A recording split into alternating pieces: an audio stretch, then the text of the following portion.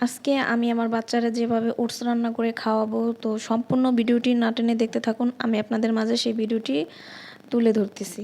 প্রথমে আমি একটা প্যান নিয়েছি। প্যান নেওয়ার পরে আমি যেটা করছি, আমি কিছুটা পরিমাণে গরুর দুধ দিছি আর বেশিরভাগ আমি পানি দিছি।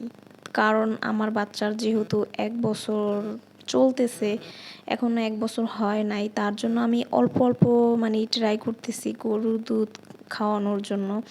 আমি আমার বাচ্চারা এতদিন নান 2 খাওয়াইছি, 1 খাওয়াইছি। এখন যেহেতু ১ বছর প্রায় হয়ে গেছে, তার জন্য আমি অভ্যাস করতেছি যে গরুর দুধ খাওয়াটা। তো তারপরে আমি পরিমাণ মতন লবণ দিছি। লবণ দেওয়ার পরে ওটস দিছি। এই ২টা দেওয়ার পর ভালো সুন্দরভাবে নাড়াচাড়া করে আমি ঢাকনা দিয়ে ঢেকে দেখছি। আমরা আছি অনেক মায়েরাই, নতুন নতুন মায়েরা বাচ্চাদের খাবার আমরা ভালোভাবে করতে পারি না, যে বাচ্চার সাথে যে আমার বাচ্চাটা কি খাবার খাইলে বেশি পছন্দ করে এবং কি খাবার খেতে চায় না, বা কোন খাবারে আর অ্যালার্জি আছে, কোন খাবারে অ্যালার্জি নাই, এগুলো আমরা অনেকেই আছি বুঝি না, না বুঝে অন্যরকমভাবে বাচ্চাদের খাওয়ানোর ট্রাই করি।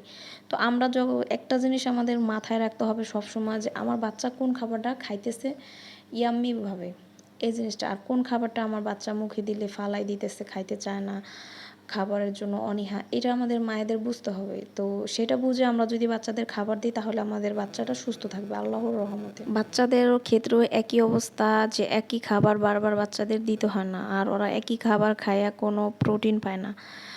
আর আমরা বড় মানুষ যারা আছি, আমরাও কিন্তু একই খাবার ২ বার ৩ বার ৪ বার খাওয়ার পর আমাদের কাছে বেশি একটা ভালো লাগে না। এর জন্য আমি ট্রাই করি আমার বাচ্চারা একটু ভিন্ন রকম খাবার দিতে, এক এক দিন এক একটা দিতে। তো আপনারাও যদি চান এভাবে দিতে পারেন বাচ্চাদের। বিভিন্ন আইটেমের খাবার এক এক সময় এক একভাবে যদি দেই আমরা, তাহলে বাচ্চারা খাবার শিখবে। আর বাচ্চারা তো খাবার শেখে মায়ের হাতে, তাই না? তো মা যদি বিভিন্ন আইটেমের খাবার এক এক সময় এক একটা বানিয়ে দেয়, তাহলে অবশ্যই বাচ্চা খাবে। বাচ্চা খাবে না কেন? অবশ্যই খাবে। ও যেটা খাইতে পছন্দ করে ওই জিনিসটা বারবার যদি আমরা রান্না করে দেই, ও কী খাবারটা খেতে পছন্দ করে ওটা যদি রান্না করে দিই, অবশ্যই খাবে। তো আমি ট্রাই করি আমার বাচ্চা যে খাবারটা খাইতে বেশি পছন্দ করে ওই খাবারটা একটু দেওয়ার জন্য।